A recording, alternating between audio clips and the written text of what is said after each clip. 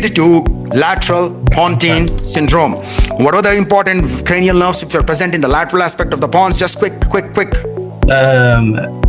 7, 8. Yes, 5, 7, and 8. Rostral to caudal pons. Just for a quick recapitulation, all the cranial nerves manifestations I already discussed with you. So please remember, in the lateral pontine syndrome, the manifestations I told you about this. The patient is going to have ataxia. The patient is going to have vertigo, nausea, vomiting, nystagmus, descending hypothalamic fibers whenever it is affected. This would lead to ipsilateral Horner syndrome. I also mentioned the spinothalamic tract is affected. That can lead to contralateral loss of pain and temperature. Have ipsilateral loss of pain and temperature in the region of face. This is due to spinal trigeminal nucleus of 5.